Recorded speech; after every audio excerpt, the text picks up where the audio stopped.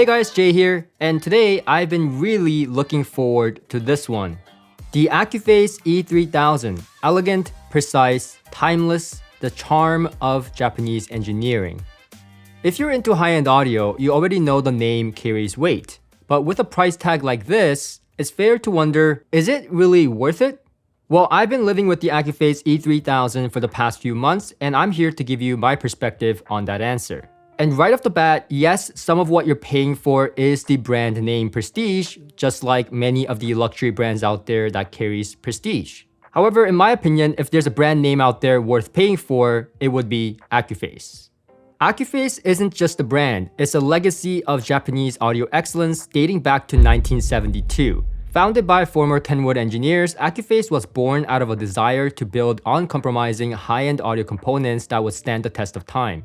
And largely, they succeeded. People buy Accuphase to celebrate a special moment in their lives, a special promotion, or a special point in their lives to show achievement. We see Accuphase P300, which was their first amplifier, still in meticulous condition, being sold as not just a collectible, but as part of people's system today. Every Accuphase product is still meticulously designed and crafted in Japan, and that consistency has earned them a loyal following amongst audiophiles worldwide and reputation of its timeless build quality.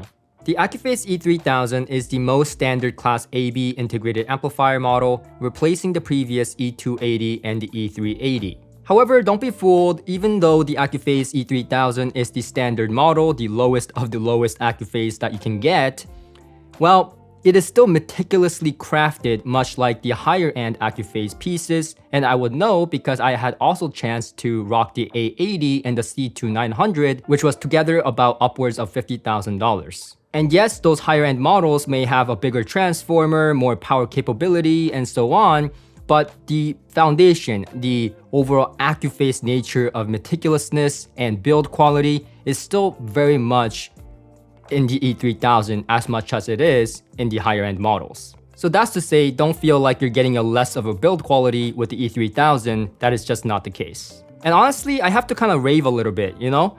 Out of all the review samples I've ever had in here, Accuphase E-3000 is just built like an absolute tank and gives me the absolute confidence, both externally and internally. The preamplifier section uses Accuphase's signature AAVA volume control, which helps with longevity. Especially as the unit gets older, you won't be hearing any of those crackles or kind of, dirty pot noises that you would get from typically vintage units. And if you're a vintage audiophile that have messed with vintage gear, then you know exactly what I'm talking about.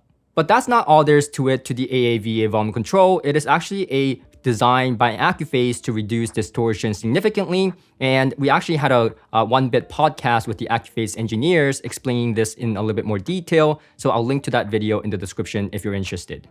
The huge Accuphase filtering capacitors, customized transformers, and the left and right amplifier section allows 100 watts into 8 ohms and 150 watts into 4 ohms in Class AB. There are various settings in the front faceplate, but most of them are for when you have the optional DAC or phono module installed. My two favorite settings I found useful were the tone controls and the loudness compensation. So the tone controls are self-explanatory. They allow you to adjust the treble and the bass to your liking and your taste. And the loudness contour or the compensation is the interesting part. Essentially, this helps with performance in the lower volume listening levels. So as you increase volume, our hearing becomes more linear, but at lower volumes, our hearing is less sensitive to the high treble and the lower bass.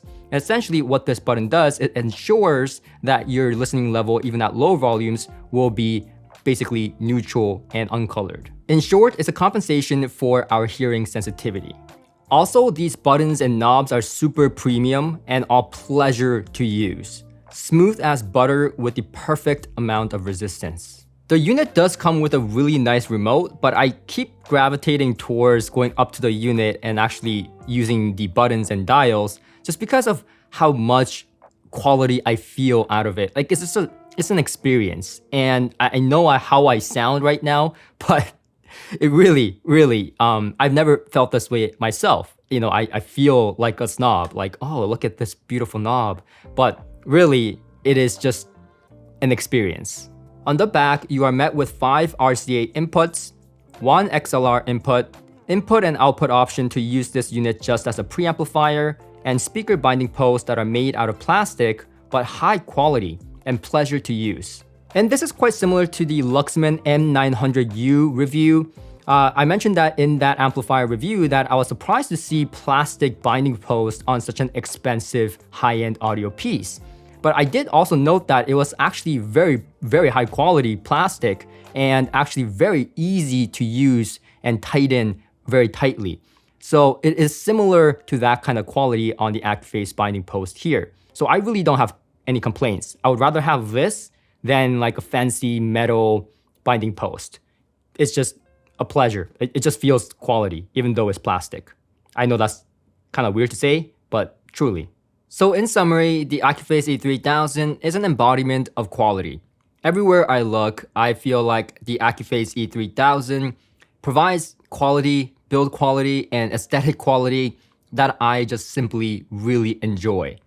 And I always ask myself, with the price tag like this, would I be personally happy if I spent that kind of money on something like this? And usually the answer is yes, but blah, blah, blah.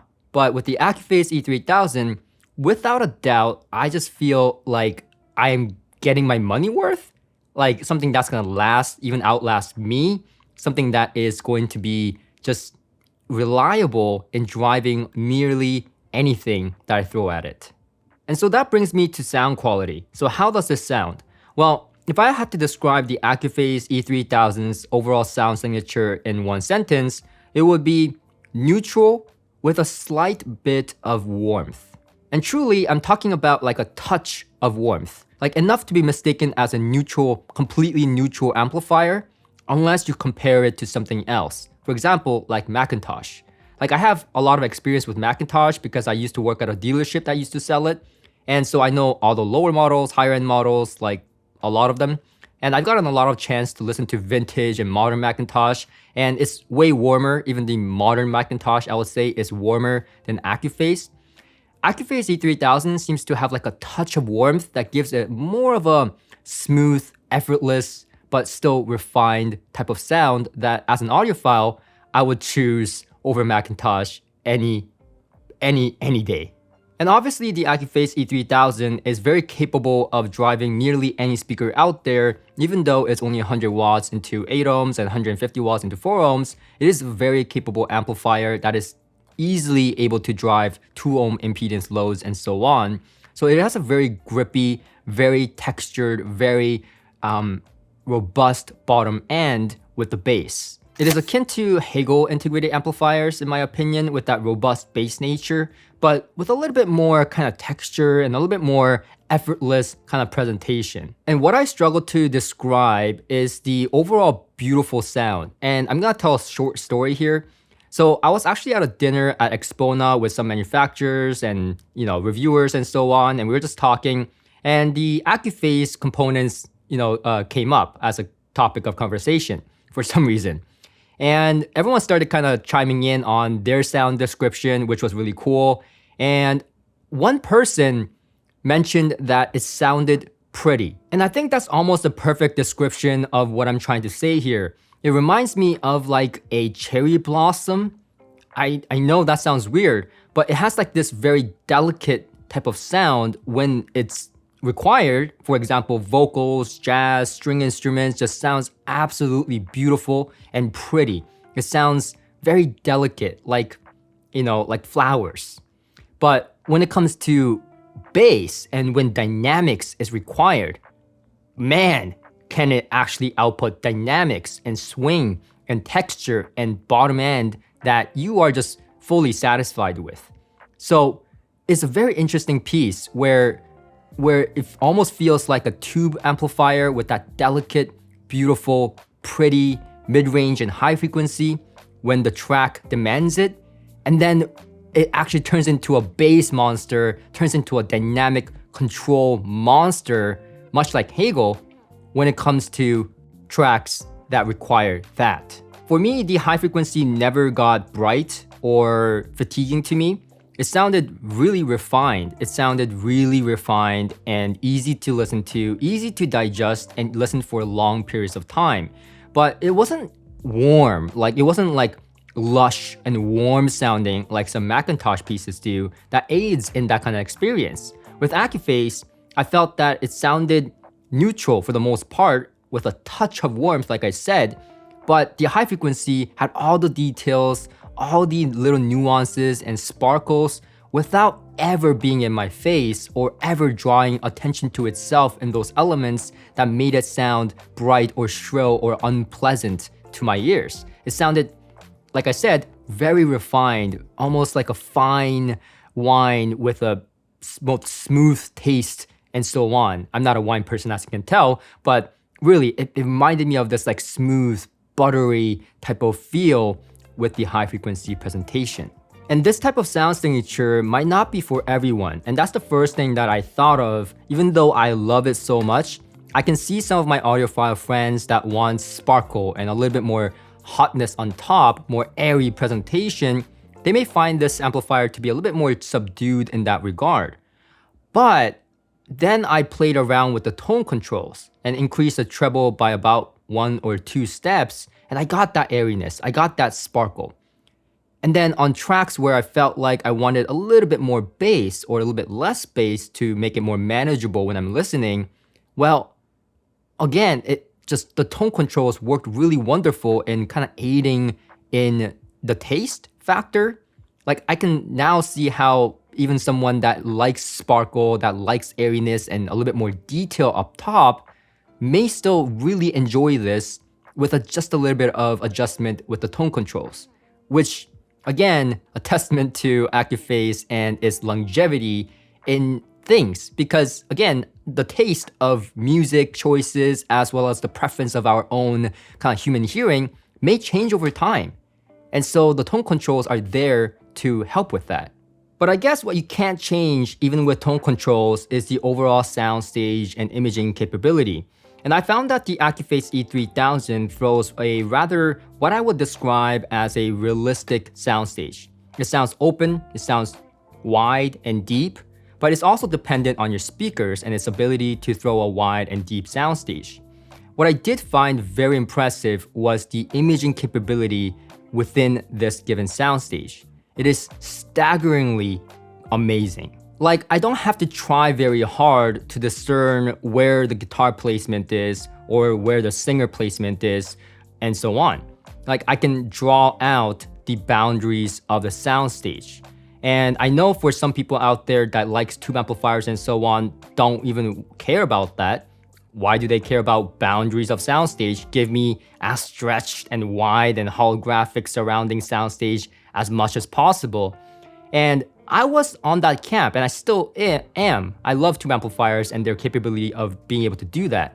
But with the Accuphase E-3000, I find that the realistic soundstage, along with the imagery, that isn't because it's sharp sounding or very edged out, but it's smooth like butter, like I said, it's smooth like butter, but somehow manages to place instruments within this soundstage very accurately to where I can just sit back and listen to a performance rather than feeling like I'm hearing a stereo setup. And there are a few things that I found out to be a standout with the Accuphase E-3000 and aiding that kind of experience, because not just the imaging that partakes in that kind of illusion of listening to a performance rather than a stereo system. I found that there are a few things. One, it is effortless.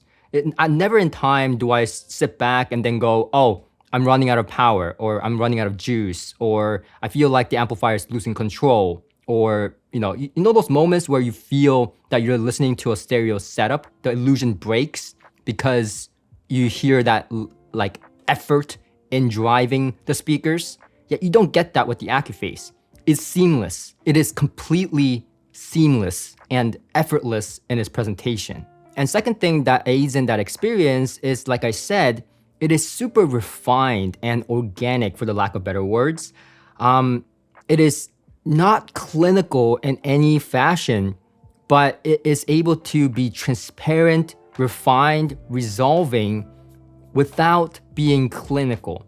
And that experience really aids in that kind of illusion of listening to a performance. Because for me, if I'm hearing something that is shouting at me too in my face, it just becomes unnatural of an experience and breaks that illusion of listening to a performance. So all those things combined really aids in this kind of effortless presentation of listening to a performance take place when I sit back in my chair, and doesn't necessarily feel like I'm listening to a stereo setup.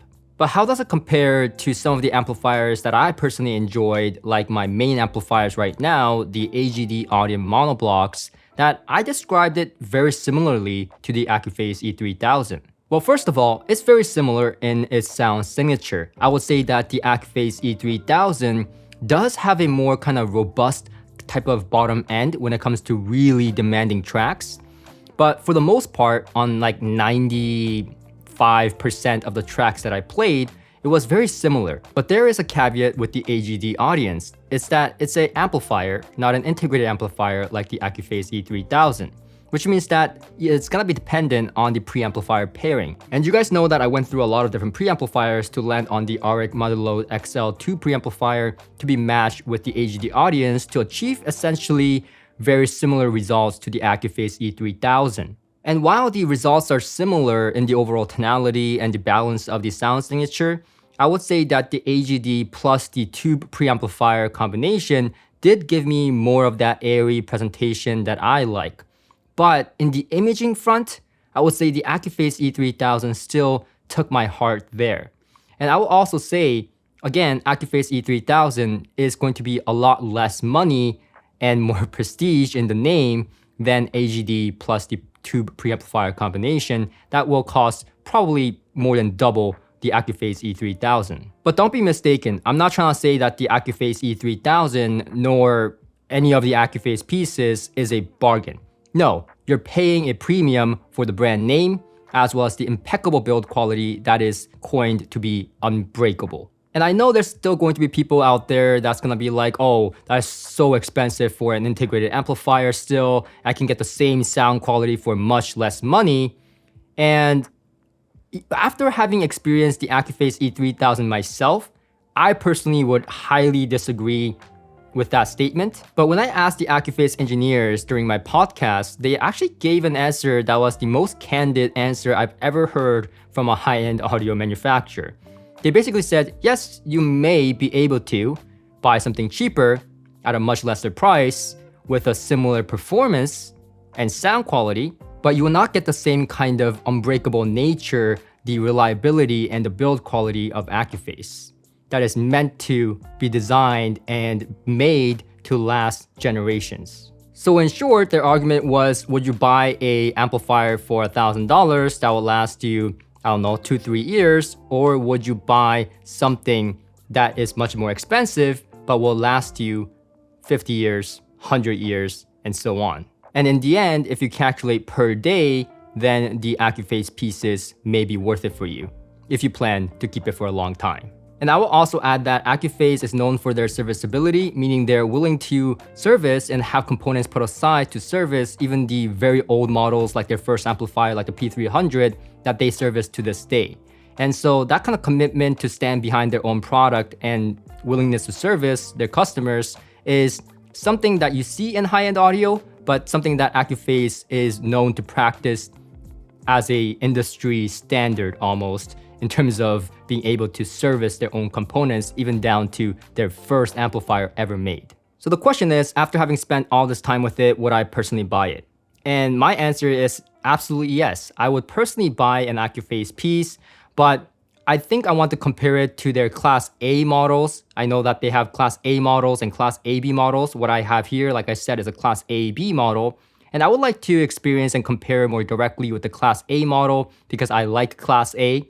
I know it's more pricey, but I think I want to do that before I pull the plug on an Accuphase. But yeah, I'm convinced. I think I'm going to eventually own an Accuphase piece in my setup. And I'm going to have to say that those knobs and buttons and the overall feel of this product really captivated me. Really in ways other products have never done before. But I'm curious, how about you? Would you buy an Accuphase piece? Would you think it's worth it? If so, if not, let me know why in the comment section and let's chat more about it. But that's pretty much it from me. If you like this video, click the like on this video. And if this video reaches 2,000 likes, I'll go visit the Accuphase factory in Japan and show you the behind the scenes of how Accuphase is made. And so if you're interested in that, 2,000 likes, let's go. And make sure to subscribe to this video so you don't miss those videos of the factory tour and stuff that I'm going to be doing very soon. And I'll see you guys on my next video. Until next time.